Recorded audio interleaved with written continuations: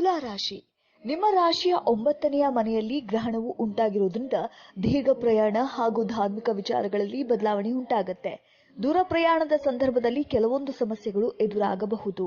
ಕೆಲಸದ ಮೇಲೆ ಬೇರೆಡೆಗೆ ಪ್ರಯಾಣ ಮಾಡಬೇಕಾಗಬಹುದು.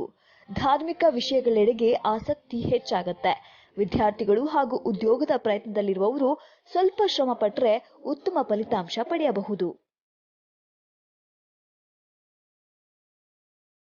ಇನ್ನು ವೃಶ್ಚಿಕ ರಾಶಿ. ನಿಮ್ಮ 8ನೇ ಮನೆಯಲ್ಲಿ ನಡೆಯುವ ಗ್ರಹಣವು ಅನಿರೀಕ್ಷಿತ ಫಲಿತಾಂಶವನ್ನು ನೀಡಬಹುದು. ನಿಮ್ಮ ಹೆತ್ತವರ ಆರೋಗ್ಯದ ಬಗ್ಗೆ ಕಾಳಜಿಯನ್ನು ವಹಿಸಿ. ಭಾವನೆಗಳನ್ನ ಆದಷ್ಟು ನಿಯಂತ್ರಿಸಿಕೊಳ್ಳುವುದು ಉತ್ತಮ. ಸತ್ಯವನ್ನ ನುಡಿಯೋದ್ರಿಂದ ಸಮಸ್ಯೆಗಳಿಂದ ಪಾರಾಗಬಹುದು. ನಿಮ್ಮ ಮೇಲೆ ನಿಮಗೆ ನಂಬಿಕೆ ಇದ್ದಲ್ಲಿ ಯಾವ ಕ್ಷೇತ್ರದಲ್ಲಾದರೂ ಯಶಸ್ಸನ್ನ ಗಳಿಸಬಹುದು. ಇನ್ನು ಧನುಸ್ಸು ರಾಶಿಯವರ 7ನೇ ಮನೆಯಲ್ಲಿ ನಡೆದಿರುವಂತಹ ಗ್ರಹಣವು ಸಂಗಾತಿಯೊಂದಿಗಿನ ಸಂಬಂಧದಲ್ಲಿ ಬದಲಾವಣೆಯನ್ನು ಉಂಟು ಮಾಡಬಹುದು. ಕೆಲವೊಂದು ಸಂದರ್ಭಗಳಲ್ಲಿ ನಿಮ್ಮ ಸಂಗಾತಿಯಿಂದ ಸೂಕ್ತ ಬೆಂಬಲ ನಿಮಗೆ ಸಿಗದೆ ಹೋಗಬಹುದು. ಹಾಗಾಗಿ ತಾಳ್ಮೆಯೊಂದಿಗೆ ಅಂತಹ ಸಂದರ್ಭಗಳನ್ನ ನಿಭಾಯಿಸಿ. ನಿಮ್ಮ ಆರೋಗ್ಯದಲ್ಲಿ ಸಮಸ್ಯೆಗಳು ಕಾಡಬಹುದು.